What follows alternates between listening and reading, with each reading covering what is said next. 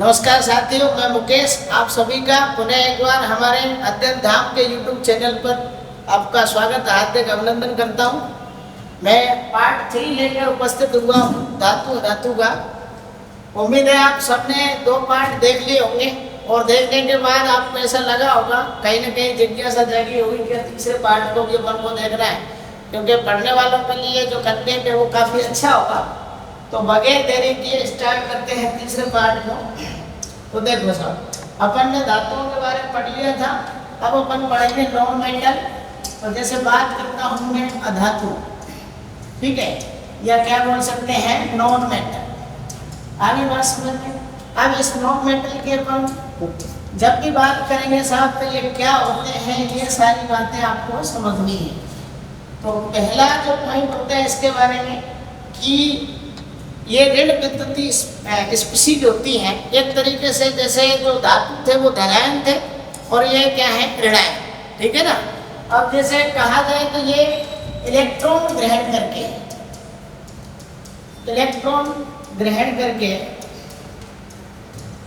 करके ये किसमें बदल जाते हैं बताओ, ऋणायन में बदल जाते हैं, ठीक है, ऋणायन में बदल जाते हैं। एक तो आपको ये बात याद रखनी है साहब, किसमें बदल जाते हैं ऋणायन, ठीक है।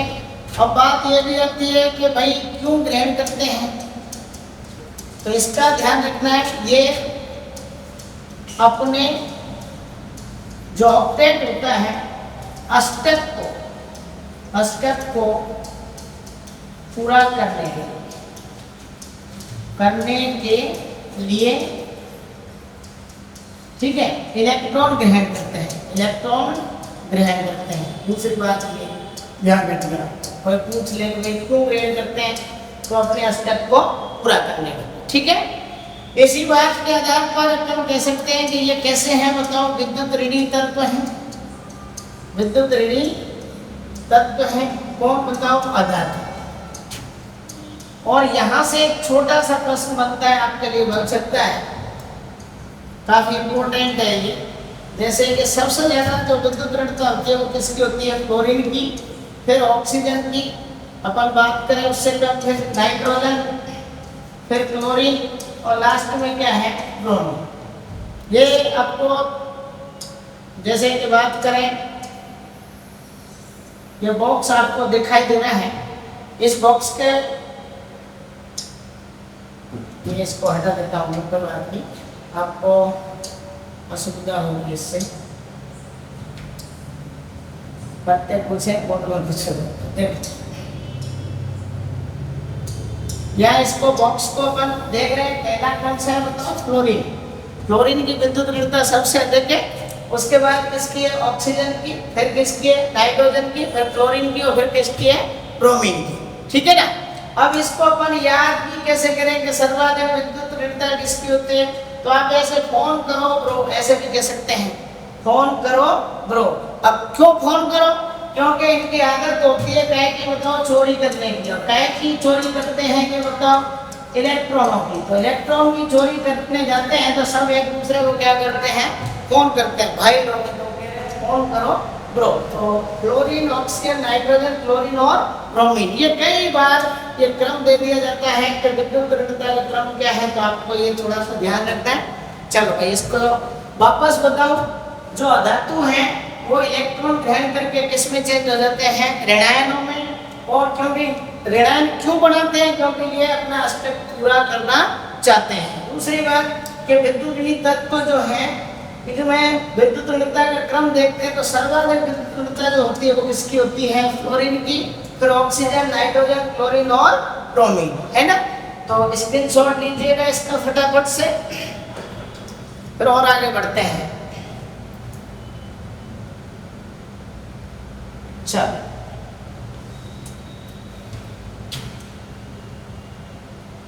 अब देखो साहब, बगैर देरी किए हुए अपन अधातुओं के गुणधर्म देखते हैं, प्रॉपर्टीज देखते हैं, ठीक है। गुणधर्म या प्रॉपर्टीज की बात करें तो ये 2 प्रकार की होती है। एक तो कौन सी होगी बताओ, भौतिक गुणधर्म, फिजिकल प्रॉपर्टीज, है ना। भौतिक गुणधर्म। और दूसरा कौन सा होगा बताओ? रासायनिक गुणधर्म। दूसरा कौन सा होगा? केमिकल प्रॉपर्टीज या रासायनिक गुणधर्म। अब इसमें भी आपको ये ध्यान रखना है कि जो भौतिक गुणधर्म है, पहले अपन इनको पढ़ेंगे, उसके बाद किसको पढ़ेंगे? रासायनिक गुणधर्म, है ना। अब भौतिक गुणधर्मों में जैसे अपन बात करें, जो बाहर से देखकर जिन्हें आप पहचान सकते हैं वो सभी क्या होते हैं? भौतिक गुणधर्म होते हैं। या आंतरिक संगठन वगैरह जो होते हैं, जो उनकी स्मेल वगैरह जो प्रॉपर्टीज है वो किस में आती है? रासायनिक गुणधर्म। अब भौतिक गुणधर्म के अंदर जैसे बात करें, एक एक को देखें, जैसे आपने उनमें भी देखा था क्या बोलते हैं धातुओं के अंदर, तो यहाँ भी अपन देखें, पहला जैसे बात करते हैं अपन किसकी? अवस्था की, ठीक है ना। किसकी बात करते हैं? अवस्था।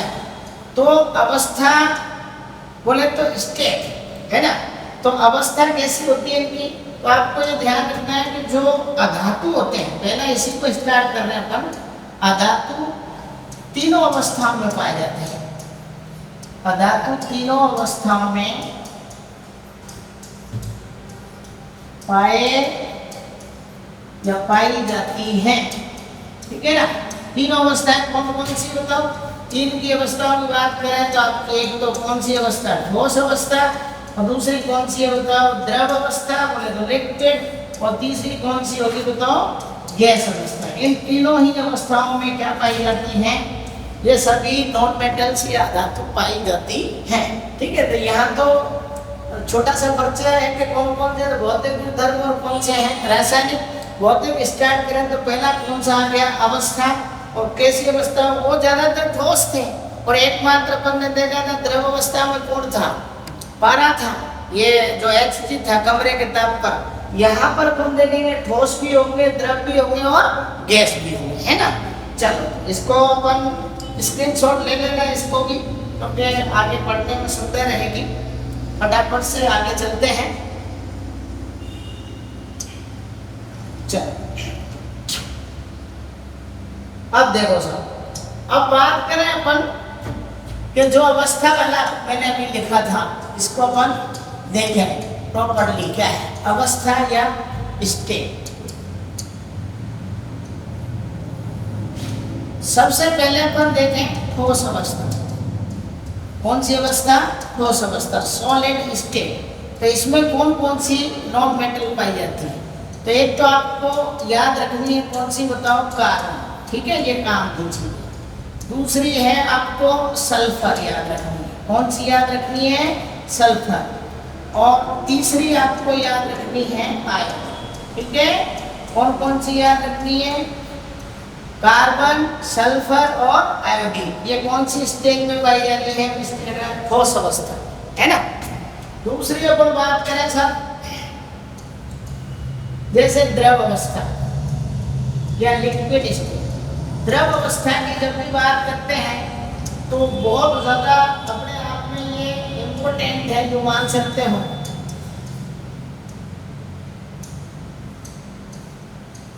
और सुना भी होगा आपने, एकमात्र द्रव अधातु कौन सी है? तो वो भी समझ लो। कौन सी है बताओ? Br। Br बोले तो ब्रोमीन, ठीक है। ये बिल्कुल आपको याद रख लेना है। जिस तरीके से पारा होता है, ऐसे जैसे ही अधातु और द्रव अवस्था में कमरे के ताप पर या रूम टेम्परेचर कौन सा होता है? ब्रोमीन। तो एकमात्र द्रव अवस्था में कौन पाई जाती है? ब्रोमीन। बाकी सभी कुछ तो ये ठोस है, और आगे देखते हैं पर क्या होता है। आगे देखें तो तीसरी जो स्टेज है वो कौन सी आगे स्टेज बताओ? गैस। जो गैसीय अवस्था है, इसके अंदर देखो आपको कुछ बातें याद भी होंगी और याद रखनी भी है। जैसे देखो, जब आप एटॉमिक नंबर स्टार्ट करते हैं तो एक तो स्टार्ट एक नंबर का आवारा तत्व जिसको बोल सकते हैं, कौन सा है बताओ? हाइड्रोजन। हाइड्रोजन के अलावा अपन ऑक्सीजन की बात करें, नाइट्रोजन की बात करें, क्लोरीन की बात करें, और किसकी बात करें? फ्लोरीन की, है ना। एक तो ये गैसें होती हैं, ये गैस होती है।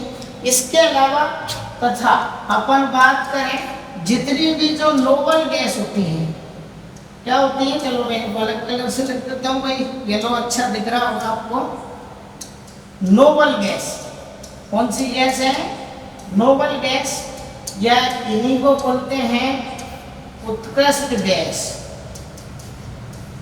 कौन सी गैस बोलते हैं, उत्कृष्ट गैस, या इन्हीं को बोलते हैं अक्रिय गैस। ठीक है, तो ये जितनी भी है वो गैसीय अवस्था में होती है। नंबर 1 बात करें कौन सी है बताओ, हीलियम। दूसरे की बात हीना, नीना, नियोन। और तीसरी की बात करें कौन सी है, आर्गन। चौथी की बात करें कौन सी है, क्रिप्टोन। और पांचवी की बात करें अपन तो जीनोन। फिर 6 की बात करें तो रेडोन। और 7वें नंबर पे अभी ओजी है ना, ओगेनसीन की बात कर लेते हैं।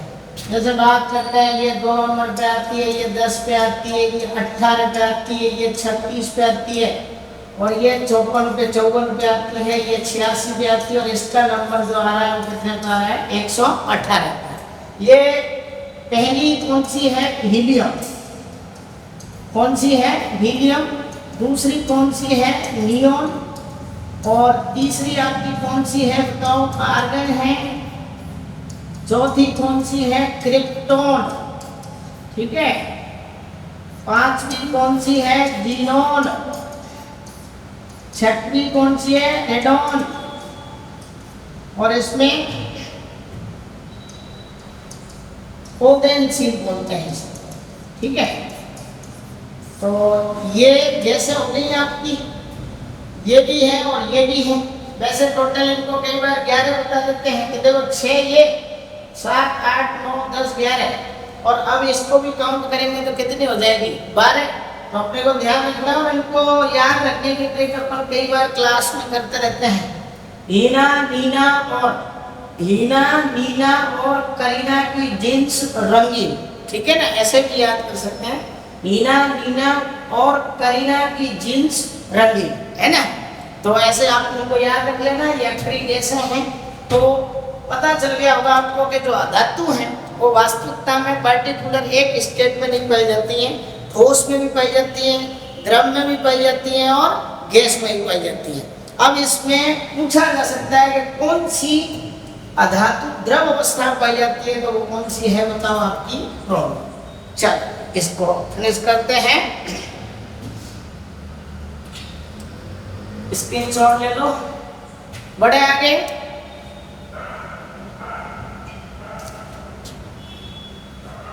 चलो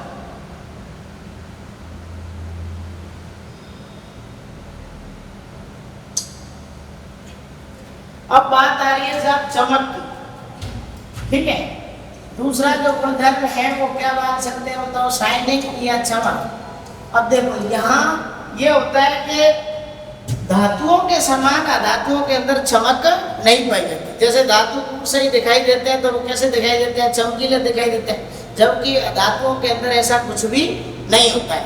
अब क्यों नहीं होता है, उसका भी एक बहुत बड़ा रीजन है। उसका रीजन ये है कि ज़्यादातर जितने भी मेटल होते हैं वो प्रकाश का क्या कर देते हैं, परावर्तन।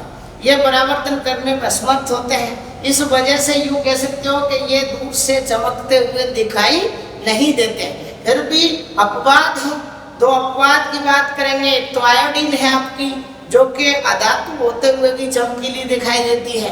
दूसरा एक हीरा है, जो कि कार्बन अपना अधातु ही है। कार्बन का वो क्या है, अपर रूप, जो दुनिया का सबसे चमकदार है, जिसको अपन पढ़ते हैं क्लास के अंदर के हीरा क्यों चमकता है। तो क्यों चमकता है, कल परसों बताया था कि पूर्ण आंतरिक परावर्तन के कारण हीरा क्या करता है, चमकता है। तो आपको ध्यान रखना है कि यूँ चमक नहीं पाई जाती, लेकिन अपवाद भी है। तो अपन कह सकते हैं चमकते नहीं हैं, चमकते नहीं हैं, या ऐसे कह सकते हो धातुओं की तरह, धातुओं की तरह चमक नहीं होती, धातुओं की तरह चमक नहीं होती है। ठीक है ना, ये बात याद रखना। अब बात आ रही है एक्सेप्शंस की। एक्सेप्शंस बोले तो अपवाद, और केमिस्ट्री में सर्वाधिक पूछे जाते हैं अपवादी। ठीक है, तो ये ध्यान रखना। आयोडीन की बात करते हैं, आयोडीन, ठीक है। आयोडीन धातुओं की तरह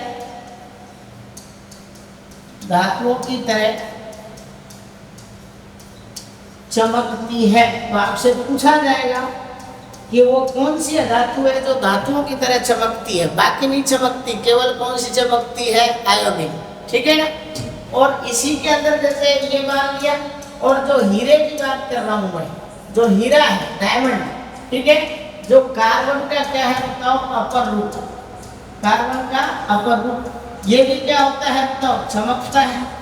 तो है तो धातु का ही, है ना। और इसके बारे में ये भी बात आपको पता ही है कि ये प्रकाश के किसके कारण चमकता है, तो प्रकाश के पूर्ण आंतरिक परावर्तन के कारण यह चमकता है, ठीक है। पूर्ण आंतरिक परावर्तन के कारण ये चमकता है, ठीक है। तो ये बात कौन सी हो गई भाई, तो ये चमकदार रहता है। अब बात करें जैसे तीसरे नंबर के चालकता, किसकी बात करते हैं बताओ, चालकता, कंडक्टिविटी। तो चालकता एक तो टी बोले तो ऊष्मा, और क्या है बताओ, टी, दोनों की देख लेते हैं, ऊष्मा और किसकी बताओ, विद्युत की चालकता। तो ये संबंध है, चालकता नहीं दर्शाते हैं, ठीक है, ऐसे लिखना पड़ेगा कि चालकता नहीं दर्शाते हैं। परंतु आपको ये ध्यान रखना है कि ये भी इम्पोर्टेंट बन जाता है अपने आप में कि जो कार्बन है उसके आपने अपर रूप पढ़े ही है, फ्लोरीन हुआ, हीरा हुआ, ग्रेफाइट हुआ, ये किसके अपर रूप है बताओ, कार्बन को, ठीक है ना। अब इसमें एक कार्बन का जो अपर रूप है ग्रेफाइट, ठीक है, जो कि अपवाद के रूप में मान सकते हो आप इसको, यहाँ भी ये अपवाद आ जाएगा। जो ग्रेफाइट है, ग्रेफाइट ये जो है विद्युत का सुचालक है, क्या है, विद्युत का सुचालक है, ठीक है। ये बात आपको याद रखनी है कि ये है तो अधातु, लेकिन फिर भी विद्युत का क्या है, सुचालक है। अच्छा क्यों है ये भी याद रख लेना, क्यों, ये भी इम्पोर्टेंट है। मुक्त इलेक्ट्रॉन होने के कारण, मुक्त इलेक्ट्रॉन होने के कारण, ठीक है। तो ये बात बिल्कुल क्लियर होगी कि धातुओं के समान इनके पास चमक नहीं होती, फिर भी अपवाद के रूप में आयोडीन धातुओं की तरह चमकती है। तो एकमात्र अधातु है जो चमकती है, हीरा जो कार्बन का क्या है, अपर रूप है, जो कि चमकता है, और प्रकाश के पूर्ण आंतरिक परावर्तन के घटना के कारण ये चमकता है। ये भी आप इससे रिलेटेड ये बात है, ठीक है। अब बात करें चालकता की, तो चालकता में देखो अपन देख रहे हैं तो भाई ऊष्मा की बात करें, विद्युत की, तो यहाँ पे ग्रेफाइट जो कार्बन का क्या है, अपर रूप है, जो विद्युत का क्या होता है बताओ, सुचालक। और क्यों होता है, क्योंकि इसमें मुक्त इलेक्ट्रॉन पाए जाते हैं, क्योंकि कार्बन की 3 वैलेंसी जो कंप्लीट होती है, इसमें 3 संयोजकता, एक संयोजकता मुक्त होने के कारण ये विद्युत का क्या करता है, चालन करता है, और उसी के कारण ये सॉफ्ट भी होता है, हीरे की तरह कठोर नहीं होता है, ठीक है सर। अब इसका स्क्रीनशॉट ले आप फटाफट से, चल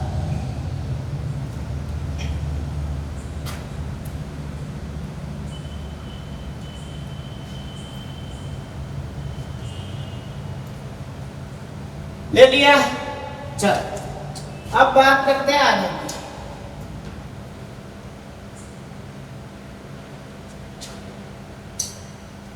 जैसे एक और गुणधर्म आता है, 2-3 पढ़ लिया आपने, रंग, अधातुओं के रंग, रंग बोले तो कलर, ठीक है। आपको ये ध्यान रखना है कि जो अधातु होती हैं, वो वास्तव में भिन्न भिन्न रंगों में पाई जाती है, विभिन्न रंगों में होती है, ठीक है, विभिन्न रंगों में होती है। अच्छा, क्यों होती है? ये क्यों वाला प्रश्न हमेशा केमिस्ट्री के अंदर सही चलता है, इसको याद रखना है। इलेक्ट्रॉनों पर क्यों होती है? इलेक्ट्रॉन के संक्रमण के कारण। देखो, इसमें ऊर्जा स्तर होते हैं, लेवल होते हैं, एनर्जी लेवल। इलेक्ट्रॉन उच्च ऊर्जा स्तर पे जाता है, वहां से फिर वापस आता है निम्न ऊर्जा स्तर में, तो ये ऊर्जा का उत्सर्जन करते। कुल मिलाकर इलेक्ट्रॉन के संक्रमण के कारण ये कैसे होते हैं बताओ? रंगीन होते हैं। क्या होते हैं? रंगीन। ये ध्यान रखना है ना। चलो, जैसे एग्जाम्पल के तौर पर अपन देखें, सल्फर की बात करूंगा। जो सल्फर होता है वो कैसे रंग का होता है? पीले रंग का, ठीक है। क्लोरीन की अपन बात करें तो ये ग्रीन पीली ऐसे बोल सकते हैं, हरी पीली।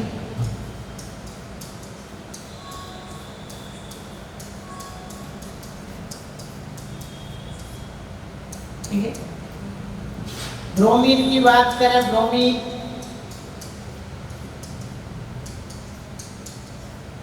लाल भूरे रंग का क्या होता है ये बताओ? ये तो लिक्विड ही होता है, द्रव होता है ये तो। अब अपन बात करें, जैसे ये तो हो गया, ये भी हो गया, ये भी हो गया। आयोडीन, किसकी बात करें? आयोडीन। तो जो आयोडीन होती है वो बैंगनी सफेद रंग की। आयोडीन जो होती है वो कैसी होती है? बैंगनी सफेद। अब यहाँ और भी अपन जैसे याद रख सकते हैं, आपकी जो हाइड्रोजन है, ठीक है, हाइड्रोजन की बात करें, ऑक्सीजन की बात करें, है ना, नाइट्रोजन की भी अपन बात करें, तो ये ज़्यादातर कैसी होती है बताओ? रंगीन, रंगहीन। क्या होती है? रंगहीन, नो कलर, ठीक है, कोई रंग नहीं है, नो कलर। ये ध्यान रखना है। ऑक्सीजन में कोई रंग नहीं है, ऑक्सीजन में नहीं है। नाइट्रोजन के बारे में भी ऐसा ही मानते हैं, क्योंकि अक्रिय गैस है, वो अपने 78% है, फिर भी उसका कोई भी रंग अपने को दिखाई नहीं देता है। तो ये चीज़ आपको धातु के भौतिक के बारे में याद रखना है कि ये सभी ज़्यादातर कैसे होते हैं बताओ? रंगों में पाई जाती हैं। और किसके कारण होती है? इलेक्ट्रॉनों के संक्रमण के कारण। ठीक है, चलो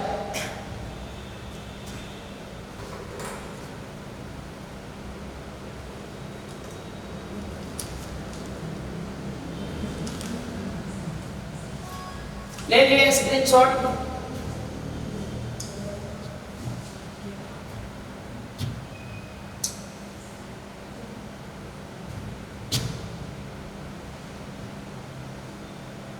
अब चलो और देख लेते हैं कठोरता की बात। किसकी बात करते हैं बताओ? कठोरता। तो कठोरता में भी अभी जैसे बात करें तो कठोरता ये कैसे होते हैं बताओ? कम कठोर होते हैं। कैसे होते हैं? कम कठोर होते हैं। अब कम कठोर होते हैं किससे? धातुओं से भी मान सकते हो, परंतु जैसे हीरे की बात करेंगे अभी, जैसे सल्फर है, ठीक है, जो सल्फर है उसको आप आराम से चाकू से काट सकते हो, ठीक है, किसको काट सकते हो? सल्फर। अच्छा, चाकू से काटने वाली उधर भी मैंने आपको बताई थी सोडियम, है ना, और लिथियम पोटेशियम की बात करी थी। सोडियम को और पोटेशियम को इसमें डुबो कर रखा जाता है केरोसिन में, ठीक है। क्यों रखा जाता है? क्योंकि ये बहुत ज़्यादा कैसी होती है? क्रियाशील होती है। ये भी ध्यान रखना है ना। अब यहाँ देखें कि जो हीरा है, हीरा या डायमंड जो कार्बन का क्या है? अपर रूप है। ये सर्वाधिक क्या है? कठोर पदार्थ, सर्वाधिक कठोर पदार्थ। तो ये अपवाद हो गया आपका। ये क्या हो गया? सर्वाधिक कठोर पदार्थ हो गया। गलनांक भी इसके क्या बताता है? निम्न बताता है, लेकिन इसका तो बहुत उच्च गलनांक होता है, ठीक है। अभी ध्वनिक की बात करें अपन, तो ध्वनिक वाला इसमें कोई गुणधर्म नहीं होता है। जैसे बात करें ध्वनिक का मतलब जानते हो क्या होता है? पीटने पर क्या देते हैं? मार पड़ती है ना धातुओं में, जैसे चद्दर पद्दर बनाते हैं तो आघात बनता है, जो गुणधर्म होता है, तो चोट मारने पर क्या होती है? आवाज निकलती है ना। लेकिन यहाँ ऐसा कुछ भी नहीं है, ध्वनिक का गुण नहीं पाया जाता। कहने का मतलब पीटने पर ध्वनि नहीं निकलती, ठीक है, ध्वनि नहीं निकलती। पीटने पर ध्वनि यूं निकलती है, लेकिन जिस तरीके से किसके अंदर निकलती है, धातुओं के अंदर, ऐसा कुछ भी नहीं होता है ना, ये ध्यान रखना। एक और आपको याद रखना, भंगुरता। भंगुरता ये नहीं पूछे जाते, फिर भी आपको ध्यान रखना है। ये भंगुरता क्या होता है? जैसे कि अगर आपने ये कोई धातु है, इसके ऊपर मान के चलो हथौड़े से क्या किया, बार किया, हथौड़े से चोट मारी, तो ये मान के चलो कि ये बिखर जाए। मतलब धातुओं पर मारते हैं तो वो तो चद्दर की तरह फैल जाता है, लेकिन इनके साथ ऐसा नहीं होता है। ये चोट मारने पर एक यूं कह सकते हैं छोटे छोटे पार्टिकल से टुकड़ों में क्या हो जाते हैं, टूट जाते हैं। तो इस गुण को क्या बोलते हैं? भंगुरता, है ना। इनमें कोई ऐसी खास बात नहीं है, बस ये पूछा जा सकता है कि होते तो कम कठोर है, लेकिन हीरा क्यों कठोर होता है, ये भी आप कहोगे। तो इसके अंदर आप ये भी मान सकते हो कि ग्रेफाइट के अंदर कार्बन की 3 संयोजकता क्या थी? कंप्लीट थी। यहाँ पे इसकी 4 की 4 संयोजकता कंप्लीट होती हैं, तो इसलिए इसकी स्ट्रक्चर इस तरीके की है कि ये काफी अधिक हार्ड होता है ना। लोड करो सामने, चलो स्क्रीनशॉट ले लो इसके।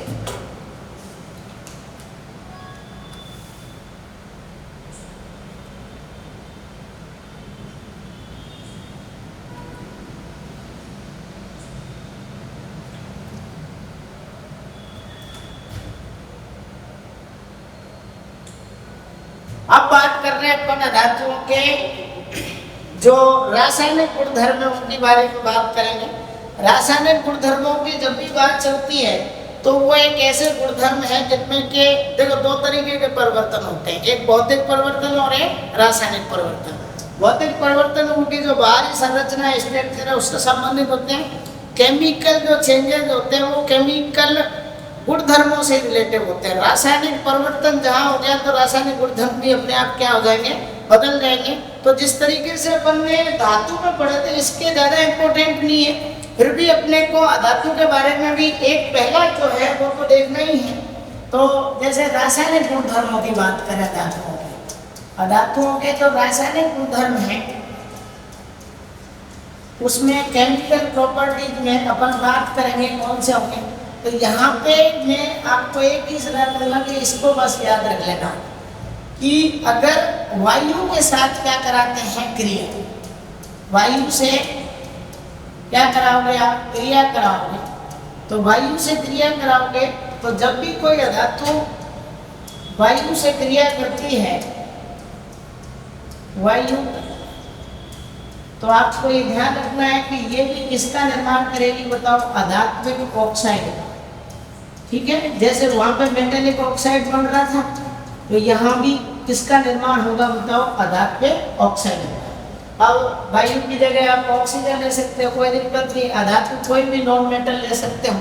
जैसे कि अपन जाना माना आपका उदाहरण ये कार्बन है, अगर इसकी रिएक्शन किससे कराते हैं? ऑक्सीजन से, तो आपका क्या बनता है? बताओ, CO2, ठीक है।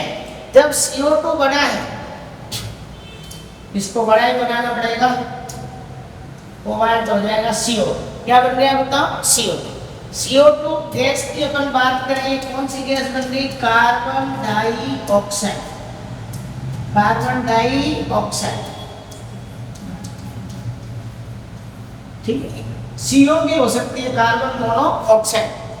अगर एक होता है तो मोनो बोलते हैं, 2 होते हैं तो डाई बोलते हैं, 3 होते हैं तो ट्राई बोलते हैं, 4 होते हैं तो टेट्रा बोलते हैं। अब ये पेंटा, ये चीजें तो अपने को पता भी है, कोई बात नहीं। ये अपन बात करें, ये क्या है बताओ? अधातु है, ठीक है। और ये क्या है? जैसे ऑक्सीजन है, क्या है? ऑक्सीजन। और बनने वाला क्या है बताओ? ये अधात्मिक ऑक्साइड क्या बना है, अधात्मिक ऑक्साइड।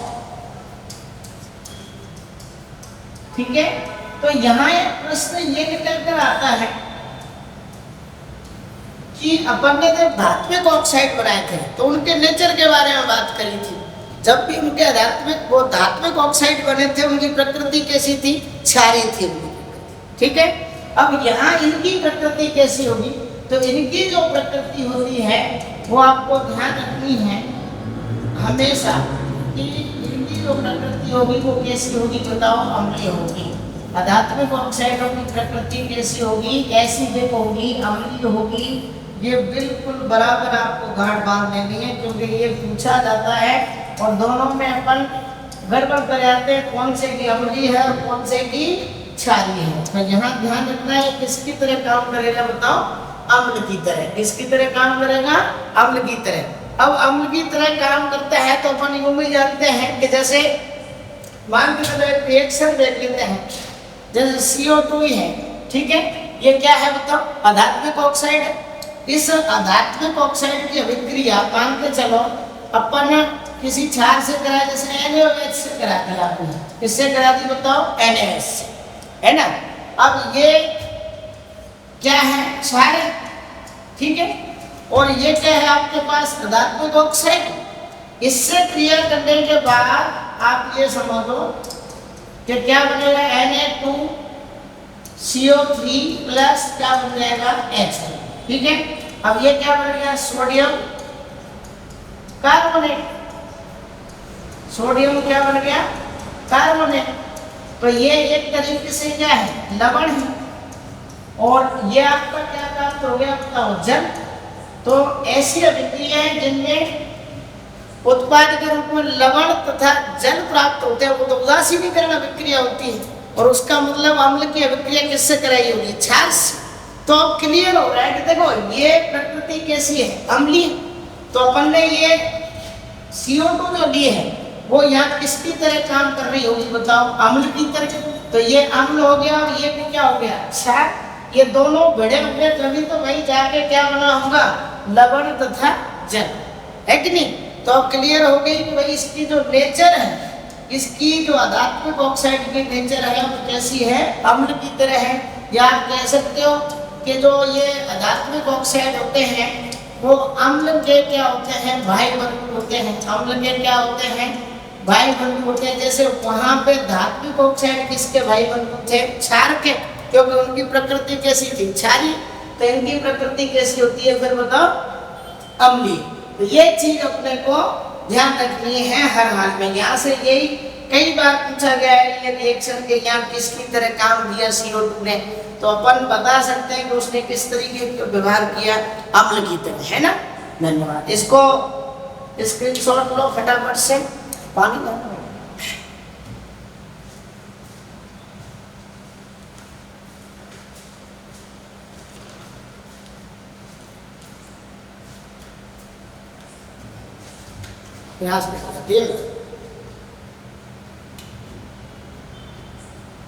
चलो बताओ, पानी पीने से कितनी एनर्जी मिलती है, कितने कैलोरी ऊर्जा मिलेगी। नील बटा सन्नाटा, पानी से कोई ऊर्जा नहीं मिलती है।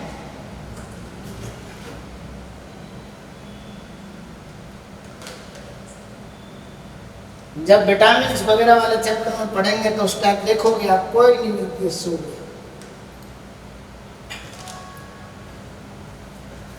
चलो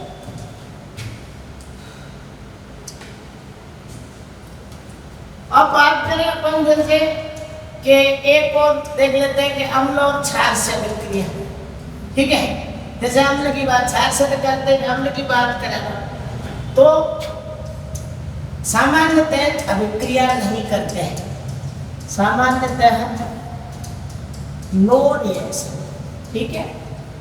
देखो जहाँ काम की बात ज़्यादा होगी वहाँ जरूर बात करेंगे पर सामान्यतः नो रिएक्शन, ठीक है। परंतु आपको ये ध्यान रखना है कि जो सल्फर होता है, क्या होता है, सल्फर। सल्फर की अपन जब भी बात करते हैं तो सल्फर सांद्र HNO3 के साथ रिएक्शन करके, ठीक है, सांद्र HNO3 के साथ। जैसे जो सल्फर है वो सांद्र HNO3 के साथ रिएक्शन करता है, और रिएक्शन करने के बाद हम देखेंगे कि एक तो कौन सी गैस बनाता है SO2 और एक कौन सी बनाता है NO। ठीक है, अब ये जो गैस बन रही है तो ये हम जानते हैं कि कौन सी गैस से संबंधित है, बताओ, अम्लीय वर्षा, एसिड रेन। तो ये एक तरीके से क्या फैलाती है, बताओ, प्रदूषण। ठीक है, एसिड रेन के लिए ये जिम्मेदार होती है। तो सल्फर तो कर लेता है, बाकी बहुत कम चांसेस होते हैं कि ये क्या करें, रिएक्शन करें। ठीक है, अब बात ये भी आती है कई बार कि और क्या उदाहरण है कि जब कभी भी जैसे बात कर सकते हो आप किसी भी, जैसे एक तो क्या है बताओ, अधातु है, ठीक है, और एक क्या है, धातु है। अब ये दोनों अगर देखा जाए तो आयनिक यौगिकों का निर्माण कर देते हैं। इसका निर्माण कर देते हैं आयनिक यौगिकों। आयनिक यौगिक कौन से होते हैं फिर बताओ, जैसे अपन बात करें ये Na है, ठीक है, ये एक इलेक्ट्रॉन का त्याग करके किसमें बदल गया, बताओ, Na+ में बदल गया। ठीक है, ऐसे ये Cl है, ये एक इलेक्ट्रॉन क्या करके ग्रहण करके ये किसमें बदल जाए, बताओ, Cl- में। तो ये वाली कहानी है। अब इसको अपन यूँ भी कह सकते हैं कि ये ग्रहण करते हैं इधर से, तो किसका निर्माण हो जाता है, बताओ, NaCl। तो ये एक प्रकार का कैसा यौगिक है, बताओ, आयनिक यौगिक है ना। आयनिक यौगिकों में इलेक्ट्रॉनों की मतलब जो कह सकते हैं कि आदान प्रदान से ये बन जाता है आयनिक कंपाउंड ज्यादातर, है ना। चलो भाई, इसका कोई खास इंपोर्टेंट नहीं है ये, फिर भी आपको इस चीज को जरूर ध्यान रखना है कि कौन कौन सी गैस है, सल्फर डाइऑक्साइड और नाइट्रोजन डाइऑक्साइड, है ना।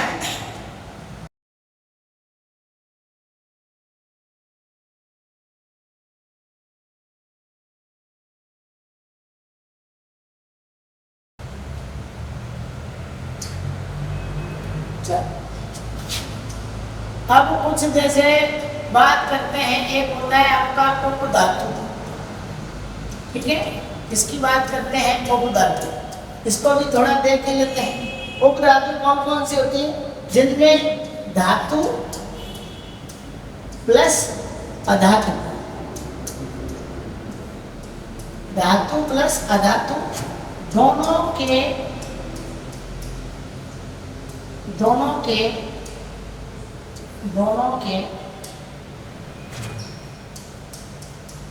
गुणधर्म पाए जाते हैं। ठीक है, दोनों के गुणधर्म पाए जाते हैं, वो क्या होती हैं, उपधातु होती हैं। ठीक है, यहाँ से हमेशा एक ही प्रश्न आ सकता है कि वो आपसे पहचान पा सकता है कौन कौन सी होती है। तो आपको 7 के नाम याद रखना है, boron, silicon, germanium, tellurium, polonium, antimony और आर्सन। 1 2 3 4 5 6 और कितनी होगी, 7। जैसे इसको क्या बोलेंगे, बताओ, बोरॉन। ये कौन सा है, सिलिकॉन। और ये कौन सा है, जर्मेनियम। बिल्कुल बेसिक बात कर रहे हैं अपन, है टेल्यूरियम। और ये कौन सा है आपका, पोलोनियम। और ये आपका कौन सा है, एंटीमनी। और ये आपका कौन सा है, आर्सन। ठीक है, कई बार एस्टेट इनका नाम भी याद आता है, वो एक अलग चीज है, आपको इनको याद रखना है। ये वो है जिनमें धातुओं के गुणधर्म भी है और अधातुओं के। तो इनको क्या बोला गया, बताओ, उपधातु। क्या बोला गया है, उपधातु बोला गया है, उपधातु। ठीक है, जिनमें दोनों के गुणधर्म पाए जाते हैं, धातु के और किसके, अधातु के, दोनों के कॉमन है ये। और कॉमन है तो इन सभी को आपको याद भी रखना है। और पूछेगा निम्न में से उपधातु का उदाहरण है या निम्न में से कौन सी उपधातु नहीं है, तो वहाँ अपन को ये देखते ही पहचान में आ जाना चाहिए, है ना। इसको बहुत सारी ट्रिक भी होती हैं, जैसे अपन लोग यूँ बोल सकते हैं बॉस जी, है ना, बॉस जी टेल यू आशा, ठीक है, बोलो एंटिक खेलते हो, है ना। बोलो एक गेम है, ठीक है। कोई नौकर आके अपने बॉस को बोल रहा है, कोई आशा नाम की लड़की होगी, उसने उनको पोलो खेलते हुए देखा होगा, तो वो नौकर कह रहा है कि बॉस जी टेल यू आशा, आशा ने आपको कहा है पोलो एंटिक खेलते हो।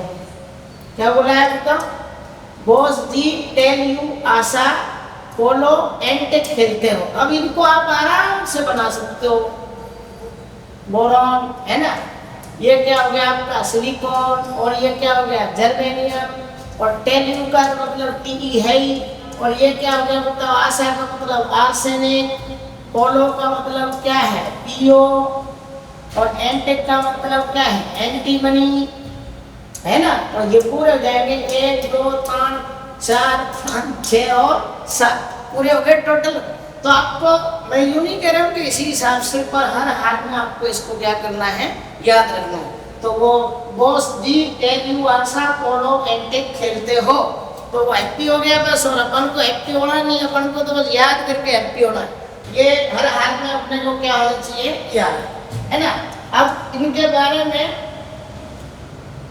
जैसे जो उपधातु हैं उनके बारे में एक दो बातें अपन क्या देख सकते हैं कि ये जो सिलिकॉन है इसका उपयोग आपको याद रखना है टेक्नोलॉजी की दुनिया, टेक्नोलॉजिया, टेक्नोलॉजिया कहने का मतलब कंप्यूटर की चिप बनाने में, बहुत सारे जो कंप्यूटर के पार्ट्स हैं उनको बनाने में किसका उपयोग करते हैं सिलिकॉन का। और इसका उपयोग चलो मैं आगे लिख ही देता हूँ, जैसे सिलिकॉन की बात करें याद रखते हैं ना, किसकी बात करते हैं सिलिकॉन का। तो सिलिकॉन का उपयोग एक तो चिप बनाने में, चिप बनाने में, ठीक है, और अपन यूँ कहते हैं सौर प्लेट में भी करते हैं, इसमें करते हैं सौर प्लेट बनाने में भी करते हैं। क्योंकि अब क्यों करते हैं वो अपन अभी देख लेंगे। यहाँ पोलोनियम का भी यूज करते हैं, जैसे जर्मेनियम है इसका भी उपयोग करते हैं इसके अंदर, और कुछ के पीलानाशी के रूप में भी इनका उपयोग करते हैं। तो आपको इनके नाम याद रख लेंगे, कोई बड़ी बात नहीं है, नाम याद रख के सिलिकॉन के बारे में सौर प्लेट वगैरह के अंदर इनका उपयोग करते हैं, ठीक है। चलो इसका एक स्क्रीनशॉट ले लो आप फटाफट से।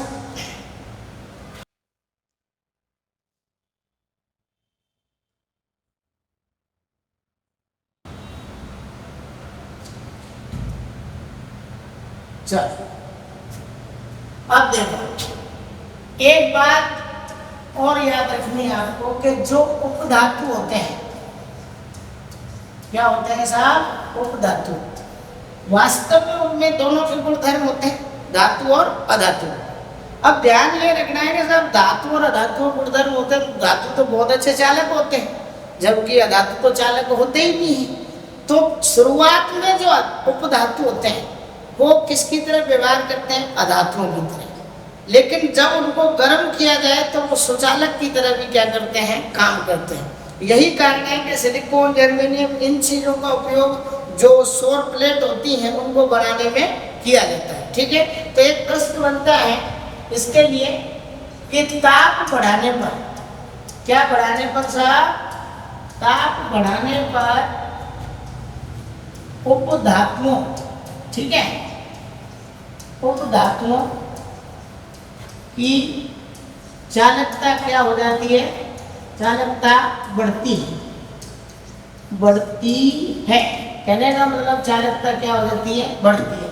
अब तो उस कॉन्सेप्ट को जैसे केमिस्ट्री को और भी आगे चलते हैं कि कब तक बढ़ती है, तो वो एक फिर लेवल अलग हो जाता है। अपने को इतना ध्यान रखना है कि धातुओं को अपन गर्म करेंगे तो वो धातुओं की तरह क्या करेंगे चालकता दर्शाएंगे, कहने का मतलब, ठीक है। और इसी कारण से यही कारण है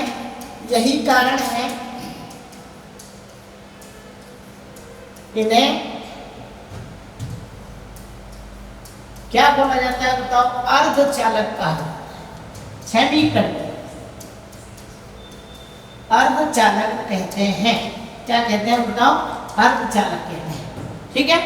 और अर्धचालक होने के कारण ही जैसे सिलिकॉन वगैरह अभी अपन ने बात की थी जर्मेनियम, इनका सौर प्लेट निर्माण में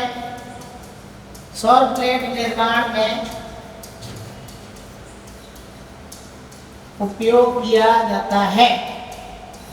ठीक है, सौर प्लेट निर्माण में उपयोग किया जाता है। ये आपको छोटी मोटी बातें जिसके बारे में याद रखनी है, उपधातु का। ठीक है, याद तो आपको रह जाएगी। चलो इसको फटाफट से स्क्रीनशॉट कर लो। अब आगे बढ़ते हैं, टॉपिक एंड की ओर है। एक दो चीजें और इसमें देखनी है आपको। जैसे देखो, अब एक दो चीजों की बात ये आती है कि कई ऐसी पदार्थों हैं जिनके अपन गुणधर्म पढ़े, तो पढ़ने को तो आप बहुत सारे पढ़ सकते हो, है ना। जैसे अपन बात करें कुछ इंपोर्टेंट पॉइंट्स की, तो ब्रह्मांड में, ठीक है, किसके अंदर बताओ? ब्रह्मांड में सर्वाधिक मात्रा में पाई जाने वाली गैस, पाई जाने वाली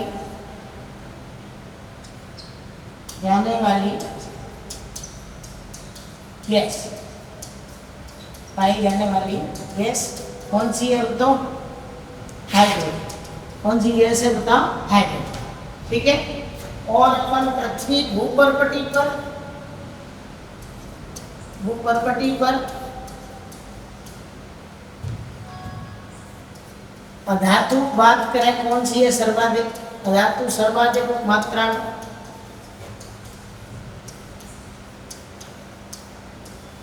तो आपको ध्यान रखना, क्योंकि सभी खनिज किसके रूप में होते हैं? ऑक्सीजन के रूप में। तो वो कौन सी है? ऑक्सीजन। ठीक है। पृथ्वी की सतह में कौन सी पाई जाती है? ऑक्सीजन। ये ध्यान। सबसे हल्की गैस भी कौन सी है बताओ? सबसे हल्की गैस कौन सी है? हाइड्रोजन। ठीक है। अच्छा, ये इसके बारे में ये भी ध्यान रखना है कि लोग ही आवारा नहीं थे, ये भी आवारा होते। हाइड्रोजन पूरी आवारा सरणी का क्या है बताओ? आवारा तत्व में इसका कोई ठोर ठिकाना नहीं है। वो गाना सुना होगा, है ना। अब बात करें कि देखो नाइट्रोजन, किसकी बात करें? नाइट्रोजन की। तो नाइट्रोजन की जब भी बात करते हैं, यहाँ से एक प्रश्न आने का पूरा चांस होता है कि वैसे देखा जाए तो इसको अक्रिय गैस भी माना जाता है। क्या माना जाता है बताओ? अक्रिय गैस भी कहते हैं। अब इसमें जो वायुमंडल है साहब, वायुमंडल में तो क्या है बताओ? सर्वाधिक ही कितने परसेंटेज है तो 78% मानते हैं इसको। जब इतनी मात्रा में है, अगर ये जलाजुली करती तो पूरा भस्म कर देती। जैसे ऑक्सीजन क्या करती है जलाने में सहायक, हाइड्रोजन तो स्वयं जलती है, CO2 बुझाती है, नाइट्रोजन को कोई लेना देना नहीं है। तो ये अक्रिय प्रकृति की है। और अक्रिय प्रकृति की होने के कारण, जैसे कि अपन बात करें, इसमें ट्रिपल बॉन्ड पाया जाता है, इसमें जो स्ट्रक्चर होती है। इसका जो उपयोग है ना, आपको ये भी ध्यान रखना है कि जो खाने पीने की चीजें होती हैं, चिप्स वगैरह, चिप्स की थैली में भरी जाती है। तो आपसे ये पूछा है, चिप्स की थैली में कौन सी, इतनी बड़ी चिप्स की थैली लाते हैं और उसमें 4 चिप्स निकलती है, पता चला कि पूरी अंदर हवा ही हवा थी। तो वो हवा कौन सी थी? नाइट्रोजन।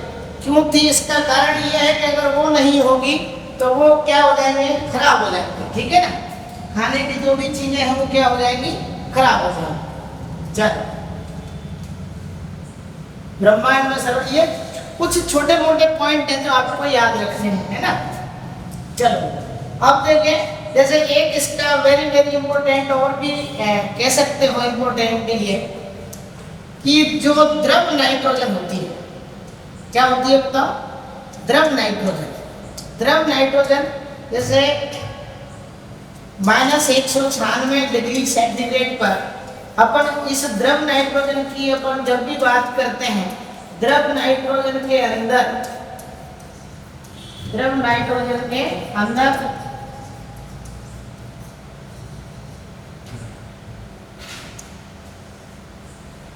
जो वीर्य होता है या सीमन बोल सकते हैं, सीमन को परिरक्षित करते हैं, परिरक्षित करते हैं, परिरक्षित करते हैं। परिरक्षित का मतलब सीमन को सुरक्षित रखा जाता है द्रव नाइट्रोजन के अंदर, है ना। तो इसका उपयोग ये भी है। चलो इसका स्क्रीनशॉट ले लो। सबसे हल्की धातु अपनी गैस चिप्स की थैलियों में कौन सी? ये केवल याद रखने वाली बातें हैं, ऐसी कोई खास बात नहीं है।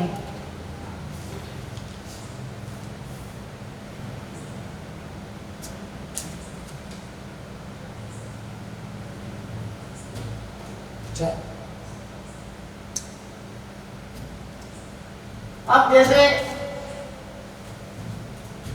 कुछ मिश्र धातु है सर, क्या है? मिश्र धातु, एलॉय बोलते हैं जिसको। मिश्र धातु का मतलब एक से अधिक धातुओं को मिलाकर जो धातुओं का निर्माण किया जाता है वो मिश्र धातु कहलाती है। अब इसको क्या किया जाए, क्योंकि सब लोग इनको अलग अलग तरीके से समझाते हैं, ठीक है। पहले अपन बात कर लेते हैं। मैं एक आपको छोटा सा एक उदाहरण या स्टोरी सुनाऊंगा, उसके बाद अपन इसकी बात करेंगे। पहले मैं आपको बता देता हूँ कि एक लड़की है जिसका नाम है तानी जी। क्या नाम है बताओ? तानी जी। तानी जी जो लड़की है, अभी कुछ नहीं लिखना है, बस सुनना है आपको। तानी जी एक बार जर्मनी घूमने गई थी साहब। कहाँ गई थी? जर्मनी। जर्मनी में घूमती है, वहाँ देखती है कि कुछ डच लोग, ठीक है, डच अपन यहाँ अंग्रेजों की तरह थे, डच लोग पीतल का ताज पहन रहे हैं। पीतल का क्या पहन रहे हैं? ताज। और ये एक चीज और याद रखना है, ये तोतली थी, खाना खाया नहीं खाया ऐसे करती है, मतलब इसको सही तरीके से इसको बोलना नहीं आता था। ताज को ताजी बोल रही है, कोई बात नहीं। डच लोग पीतल का क्या पहन के घूम रहे थे, ताज। इसने और भी देखा कि वहां पे कुछ लोग जो बैल होती है घंटी बजा रहे थे, और घंटी बजाकर एक थाली के अंदर, यूं कह सकते हैं थाली के, जो थाली कहेगी थी बताओ कहाँ से की, और लोगों को क्या लगा रहे थे? टीका लगा रहे थे, टीको लगा रहे थे, इतना कह सकते हैं। जब इसने ये देखा कि टीको लगा रहे हैं, टीको लगाने के बाद इसका दिमाग हुआ कि मैं कुछ खरीद लेती हूँ, तो ये अंदर जाती है और इसने एक लोगों से पूछा कि यहाँ क्या मिलता है, कि गोल्ड मिलता है, कौन सा मिलता है? Rolled gold. तो इसने ये खरीदा। अब ये खरीदा और खरीदने के बाद ये चिल्लाई कि ये तांबा है इसमें, तो अभी इसको मैं दोबारा डिवाइड करूंगा, ये तांबा है इसमें, तो ठीक है। चीटिंग हो गई बेचारी के साथ, फुल चीटिंग, है ना। चीटिंग होने के बाद तांबा निकला। अब तांबा निकला तो फिर ये चिल्लाने लगी और जोर जोर से रोने लगी। इतनी देर में पुलिस आ गई। पुलिस बोले तो सोल्जर या सोल्जर, या सोल्जर मार लेते हैं, है ना। और पुलिस आई, और पुलिस आते ही इसके फ्यूज उड़ गए भाई। अब फ्यूज उड़ गए तो इसकी क्या निकल गई? सीटी निकल गई। सीटी निकली, क्यों निकली? क्योंकि इसने उन सोल्जरों पर गन देख ली थी। क्या देख ली थी? गन। उनकी कॉटन की एक जैकेट थी, और उस कॉटन की जैकेट के अंदर क्या देख ली थी? गन। अब इस गन को देखने के बाद इसकी सीटी निकली। सीटी निकलने के बाद ये इसको पकड़ कर ले गए। इन्होंने क्या किया कि नाइट्रोन के तार से इसको बांध दिया। नाइक्रोम के तार से बांध के एक स्टेनलेस स्टील के घर के अंदर लॉक लगा के पटक दिया। अब आगे की कहानी सुनो, वापस सुनिएगा। आपको अभी समझ में नहीं आई अभी, पर मैं दोबारा से आपको सुनाता हूँ कि एक लड़की गई थी जर्मनी। जर्मनी जाने के बाद उसने जर्मन सिल्वर खरीदा। वहाँ उसको वो पता चला कि जर्मन सिल्वर में सिल्वर तो है ही, एक बार चीटिंग हो गई। फिर वो आगे बढ़ी तो कुछ डच लोग थे जो पीतल का ताज पहन के घूम रहे थे, और एक जगह कुछ लोग घंटी बजा रहे थे, जैसे मंदिर का जो घंटा होता है वो बजा रहे थे। बजाते बजाते एक थाली में, कांसे की थाली में से लोगों को टीका लगा रहे थे। ये बात हो गई। फिर इसने देखा कि कुछ लोगों ने गोल्ड पहन रखा, तो गोल्ड नहीं था, वो रोल्ड गोल्ड था। तो इसने वो खरीदा, तो बेचारी रोने लगी। क्यों? क्योंकि उसमें गोल्ड तो था ही नहीं, वहाँ तो तांबा था। अब तांबा था, रोने लगी। पुलिस को लगा लफड़ा क्या है, ऐसी तेज रोई, पुलिस आ गई।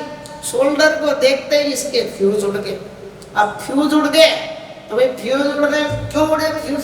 क्योंकि बंदूक वाला हमने हो तो फ्यूज उड़ ही जाते हैं। तो उसके पास गन थी, और गन काय में रख रखी थी, जैकेट में। अब जैकेट में गन देखा, डर गई बेचारी। फिर वो उसको नाइक्रोम के तार से बांध के गिरफ्तार करके ले जाते हैं, समझाते हैं कि डरना नहीं है। फिर भी वो डरती है, मन फीका मत कर खूब बोलते हैं।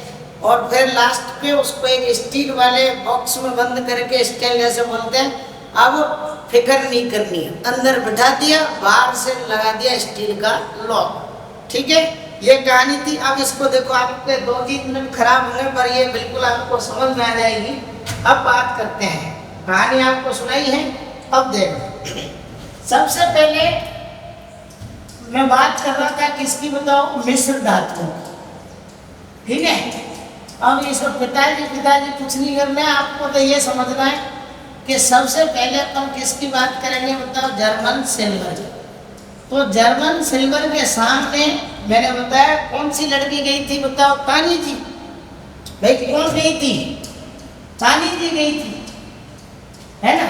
अब तानी जी गई थी, तोतली तो थी वो। तानी जी का मतलब एक तो तांबा हो गया, कॉपर, प्लस क्या हो गया बताओ, निकेल हो गया कि नहीं हो गया, प्लस क्या हो गया बताओ, जिंक हो गया। तो ये तानी जी चली गई, कोई बात नहीं। तो जर्मन सिल्वर किससे मिलकर बना होता है बताओ, कॉपर, निकेल और जिंक। या इनको हिंदी में लिखे तो आप कैसे लिख सकते हो, तांबा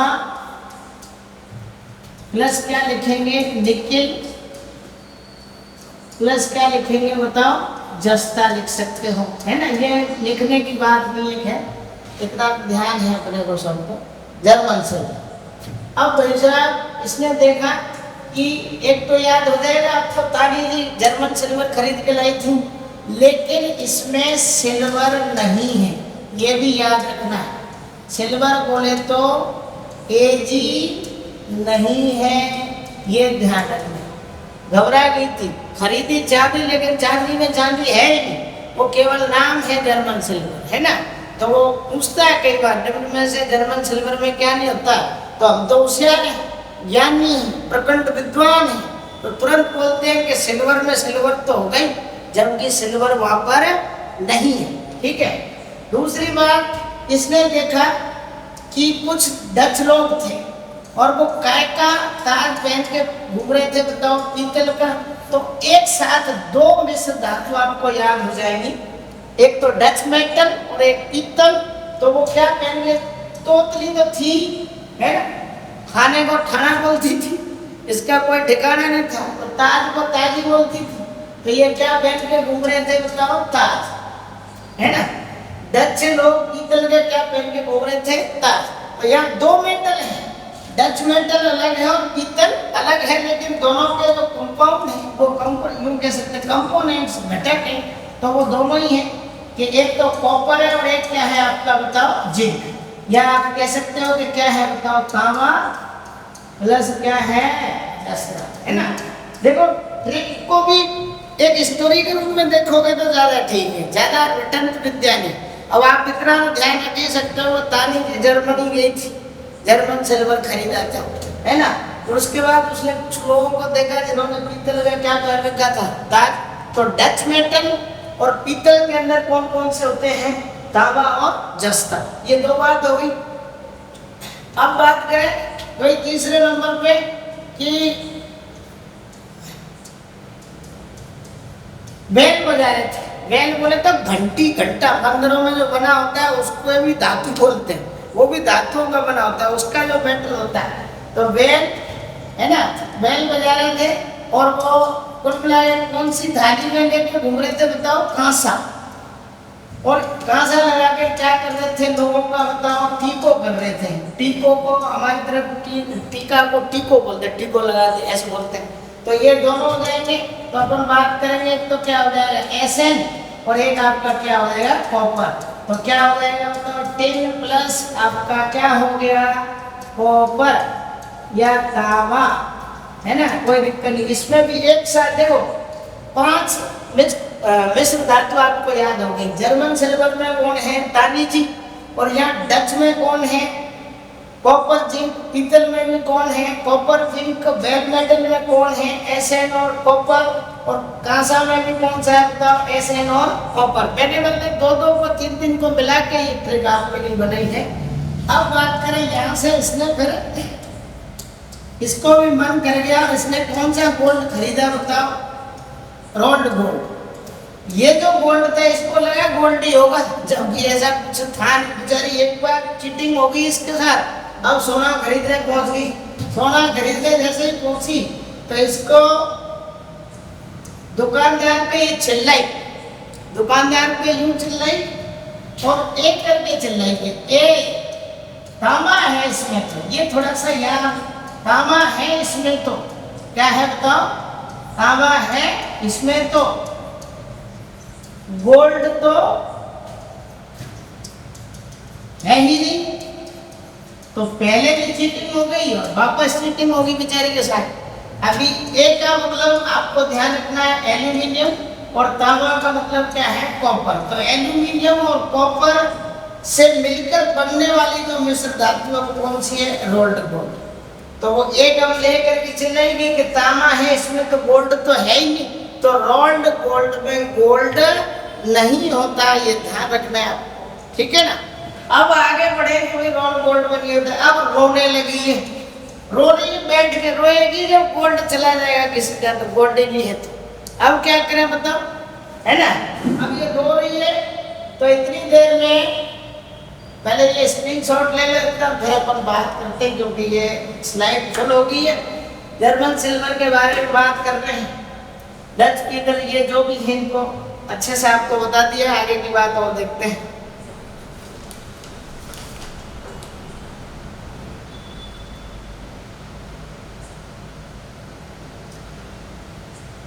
चल,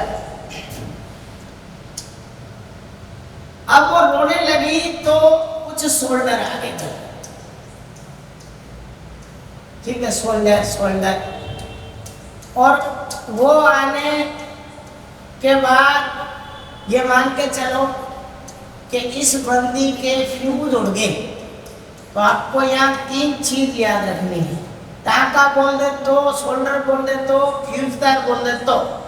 और फ्यूज उड़ गए तो ऐसी चिल्लाई कि इसकी क्या निकल गई बताओ? सीटी निकल गई। क्या निकल गई? सीटी निकल गई भाई, सीटी निकल गई दादा। क्या निकल गई? सीटी। अब सीटी निकल गई तो आपको ध्यान रखना है Pb प्लस Sn बोले तो सीसा प्लस क्या हो गया बताओ? टिन। तो अगर फ्यूज तार पूछ ले तो भी क्या है बताओ? सीटी। शोल्डर पूछ ले तो भी क्या है? सीटी। टाका पूछ ले तो भी क्या है? सीटी। अच्छा, सीटी क्यों निकली थी वो भी देख लो। देखते ही नहीं उसने देखा भाई साहब के उन सैनिकों के पास गन है। क्या है बताओ? गन है। गन मेटल बहुत बार पूछा जाता है गन मेटल के बारे में, तो आपको ज्यादा लोड नहीं लेना है। मुझे ये बताओ, ज्यादातर जैकेट कपड़े कॉटन के होती हैं, तो ये तो तोतली थी, तो कॉटन को कॉटन बोलेगी, जैकेट को जैकेट बोलेगी। इसका कोई ठिकाना तो है नहीं, तोतली है तो कुछ तो अलग ही बोलेगी। तो आपको थोड़ा सा यहाँ पे एक चीज याद रखनी है, कि वो कह रही है कि उन लोगों ने इसलिए डर गई भाई कि कोटिन की क्या है बताओ जैकेट, तो जैकेट तो बोला नहीं है उसमें, वो क्या बोल रही है जैकेट में गन है, मैं क्या छुपा रखी है बताओ गन है, इसलिए डर गई। कॉटन की जैकेट में क्या है गन है। तो देखो यहाँ ध्यान रखना है आपको, कॉपर प्लस Sn प्लस क्या हो गया बताओ जिंक। कहने का मतलब ये जो मेटल है इनसे मिलकर के कौन सी बनती है गन मेटल। कॉटन की जिंकेट या जैकेट कुछ भी बोलो तो कॉपर Sn10 और जिंक, ठीक है, ये तीनों आपको याद रखना है इससे। अब घबरा गई बेचारी और ये शोल्डर उसको पकड़ कर ले गए और एक वायर से बांध दिया, इसको बांध दिया नाइक्रोम का तार, ठीक है, नाइक्रोम का तार। तो इसको बात करना है कि इसको बांध दिया और इसके अंदर कौन कौन सी मेटल है। देखो ज़्यादातर आपको ये भी ध्यान रखना है कि ये निकेल और क्रोमियम की बात करता है, अगर कई जगह ये चारों की चारों मिलती हैं तो आपको यूँ ध्यान रखना है, उसको यूँ बोल रहे हैं कि मन फीका निकल, हम कुछ नहीं करेंगे, सीधा कहा ले जा रहे हैं बताओ, थाने ले जा रहे हैं, मन फीका निकल समझा रहे हैं और उसको कैसे बांध दिया बताओ नाइक्रोम के तार से। तो आपको ध्यान रखना है कि नाइक्रोम का जो तार है वो किसका बना होता है मैग्नी Fe निकेल, और किसका बना होता है क्रोमियम का, ठीक है। अब देखो उसको लेने में बांध कर और बांध कर ले जा करके एक स्टेनलेस स्टील की जेल थी, भाई जेल में तो स्टील की स्टेनलेस स्टील जंग नहीं लगे, ऐसी जेल बना रखी थी वो, उसके अंदर उसको क्या कर दिया बेचारी को बिठा दिया। तो आपको फिर बोले उसको फिक्र नहीं करनी, अब कहीं नहीं भागने वाली है, तू चुपचाप बैठी रहे, है ना। तो फिक्र नहीं करनी, सी बोले तो कार्बन, Ni बोले तो निकेल, Cr बोले तो क्रोमियम और Fe बोले तो लोहा। फिक्र नहीं करनी, क्या बोलेंगे बताओ, फिक्र नहीं करनी, ठीक है, ये अपना याद रख लेना है। अब वहां बिठा दिया उसको, एक दो बात वो देख लेते हैं। अब इसमें उन्होंने क्या लगा दिया लॉक, क्या लगा दिया बताओ लॉक, या ऐसे देख लेते हैं। चलो ये स्क्रीन शॉट लो भाई। तो शोल्डर किससे मिलकर बनी होती है, चलो बताओ फटाफट से, Pb और Sn। गन मेटल किससे बना होता है कॉपर, टिन और जिंक। नाइक्रोम का तार, मन फीका निकल, मैग्नी Fe निकेल और क्रोमियम। स्टेनलेस स्टील, फिक्र नहीं करनी, एक बार घर में स्टेनलेस स्टील लगा दी कोई फिक्र नहीं करनी, ये हो गया, है ना। चलो इसका स्क्रीनशॉट लो।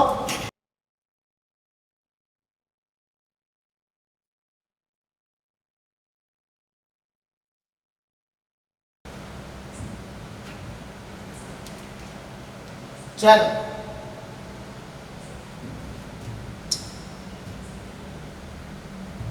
अब बात करते हैं अपन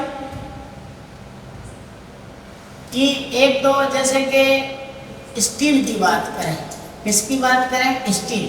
तो देखो स्टील में हमेशा याद रखना लोहा और क्या होती है कार्बन।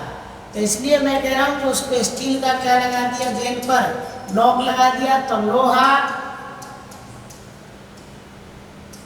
प्लस क्या बोल सकते हैं कार्बन, ठीक है। लोहा और क्या बोल देंगे बताओ कार्बन, इतना ध्यान रखना है इसमें।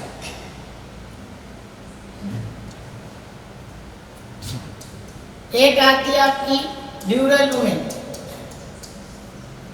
इसका जो उपयोग है वास्तव में जहाज बनाने के, जहाज के पास में जहाज निर्माण, ठीक है। तो आप ऐसे याद रख सकते हो कि वो जेल तोड़कर भाग गई और भागकर वो कहाँ पहुंच गई बताओ जहाज में, और जहाज में क्या बना रही है बताओ आलू काट रही है। तो आलू काट रही है, आलू क्या कर रही है कट रही है, वो कट कर रही है आलू, कट कर रही है। और साथ में अपन एमजी की बात करें और क्या बना रही है बताओ, मैगी बना रही है और मजे से क्या कर रही है, खा रही है। ठीक है, तो लास्ट में वो कहाँ भाग आएगी फिर अपने बताओ इंडिया। ठीक है, जय भारत कहने का मतलब कहाँ जाएगी, अपने देश में आ जाएगी। तो ये बात आपको याद रखनी है। कुछ मिश्र धातु, स्टील किसकी मिश्र धातु है, लोहा और क्या है, कार्बन है। ड्यूरेबल पूछ की जाती है, इसका उपयोग जहाज निर्माण में है। आलू कट करके क्या खा रही है बताओ, बना रही है वो मैगी। एल्यूमिनियम, कॉपर और क्या है बताओ, मैग्नीशियम। आई होप कि ये याद हो जाएगी आपको।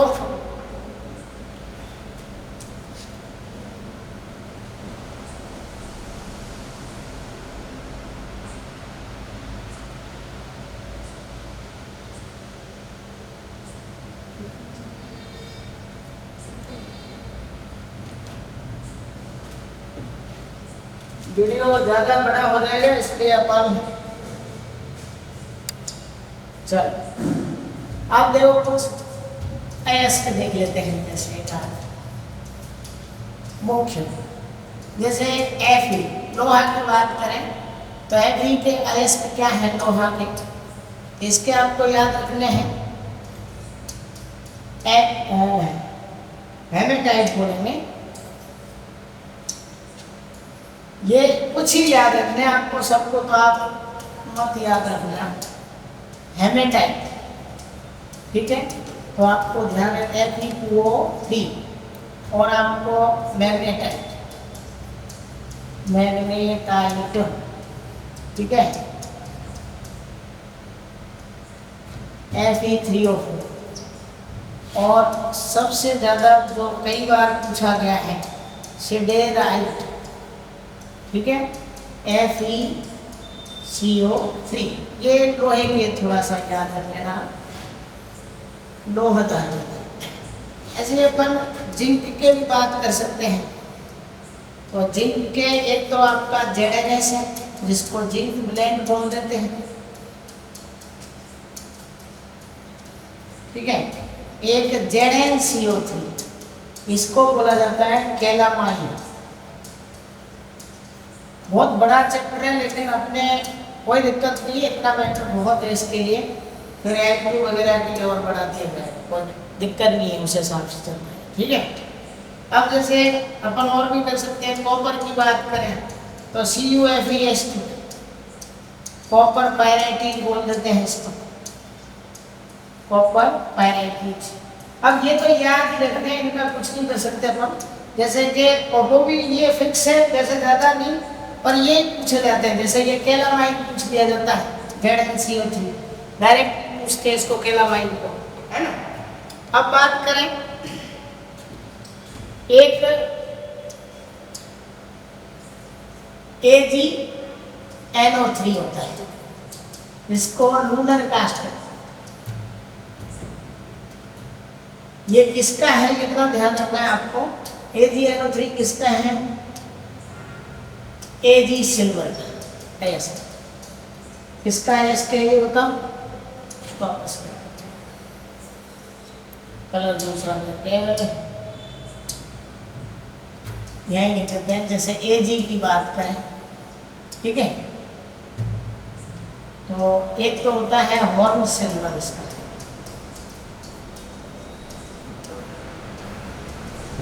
AgS, ठीक है। और एक होता है बस AgNO3 लूनर कास्ट। Pb बोले तो लेड, इसका PbS बोलते हैं इसको। ऐसे ही Hg की बात करें तो HgS, ये सर्वाधिक पूछे जाने वाला है। श्रेवा कौन सा है बताओ, श्रेव। अब बहुत सारे हैं, वो तो अपने को याद उतने ही रखते हैं। इनमें से ज़्यादातर लोहे के पूछता है, ये तो अपन को बता देना है कि हेमेटाइट किसका है, magnetite, siderite, zinc blende, calamine में तो ये कैलामाइन बहुत ज़्यादा पूछा जाता है।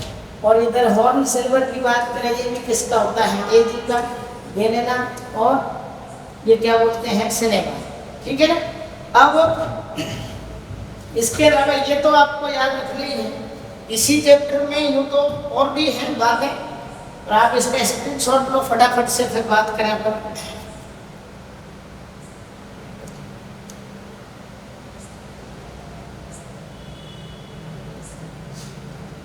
एक आध और अगर लिखना चाहे, जैसे कि एल्युमिनियम की बात करें तो इसका क्या होता है, बॉक्साइड होता है, और एल्यूमिना भी होता है, कोरेंडम बोल देते हैं इसको, कोरेंडम,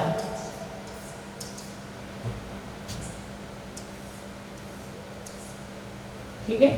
AL2O3 बोल देते हैं इसी को, बस ज्यादा नहीं बोलते।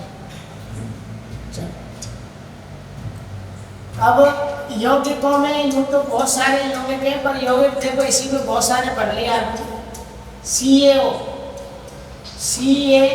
CO3, इसको क्या बोलते हैं, कैल्शियम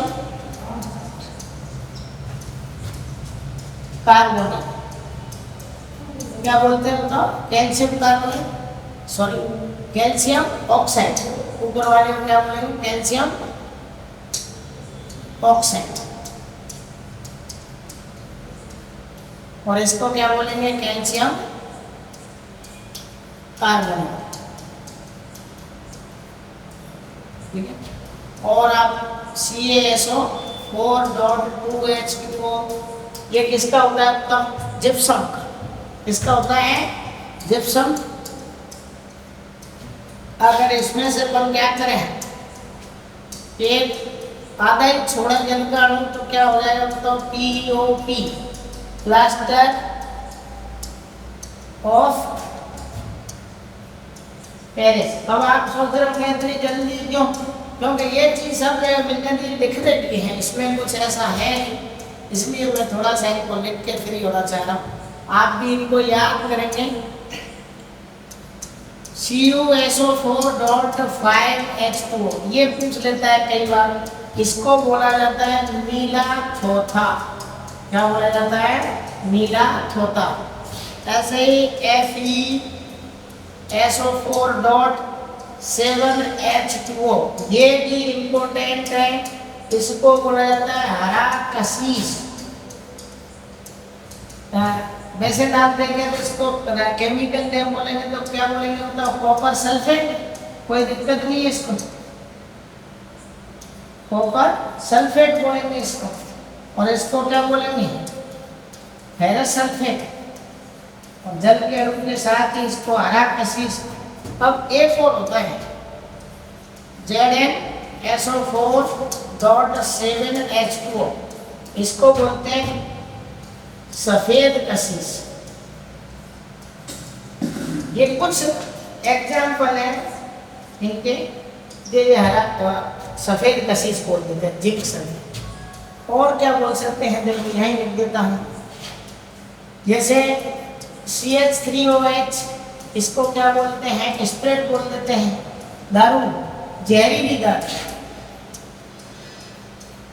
इतने आदमी जहरीली शराब के कारण मृत्यु को प्राप्त हुए, अखबार की हेडलाइन आती है जहरीली शराब, है ना। C2H5OH, ये क्या है बताओ, एल्कोहल है आपका।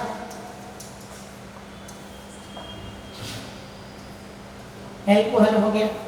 अब जैसे H2SO4, ये क्या है, गंधक का अम्ल है, गंधक का क्या है, अम्ल। तो इस तरीके से हजारों यौगिक हैं, पढ़ नहीं सकते अपन। HNO3, सोरे का अम्ल, सोरे का क्या है बताओ, अम्ल। तो ये कुछ बातें हैं जो आपको क्या रखनी है याद, ठीक है ना। और मैं ये उम्मीद करता हूँ कि ये चीज़ आपको जरूर समझ में आई होगी, और ऐसा लग रहा है कि भाई और भी इसमें बहुत सारी बातें अपन कर सकते हैं, लेकिन कोई शॉर्ट वीडियो होगा। जैसे कि एक तो थर्मिट रिएक्शन है, एनोडीकरण है, यह सद लेपन है ना, विद्युत परिष्करण विधि है, आईएएस की वर्जन और निष्ठापन है जो मैं उनको मैं अलग से बताऊँ, क्योंकि आप ऐसा सोचोगे कि वीडियो क्यों लंबा कर रहे हैं, कैसे क्या है, क्योंकि चीज़ें भाई सारी अगर देनी है तो टाइम तो लगता है ना। तो मैं उनको छोटे छोटे शॉर्ट वीडियो के साथ आपके जरूर पहुंचाऊंगा। और आज जल्दी इसलिए करनी पड़ी है क्योंकि इसके 3 पार्ट हो चुके थे, उस एडिटिंग की भी मतलब समस्या आ रही थी, तो आप थोड़ा सा धैर्य रखें, ठीक है ना। बहुत बहुत धन्यवाद, सपोर्ट कीजिएगा जितना हो सके उतना, चैनल को सब्सक्राइब कीजिएगा और अपनी मेहनत में कोई कमी मत रखो। 2 प्रश्न आए 4 आए उनसे ही क्या होता है सिलेक्शन, 1-2 आने की बात नहीं होती है। और गारंटी करना मैं तो लेता ही नहीं हूँ कि गारंटी दूँ किसी चीज़ की, भाई यही आएगा ऐसा हो तो कोई लिखा नहीं तो 4, तो ऐसा कुछ नहीं है। आप मेहनत करो, बिल्कुल आपको अच्छा कंटेंट उपलब्ध कराऊंगा मैं टाइम पे, स्क्रीनशॉट लो। धन्यवाद।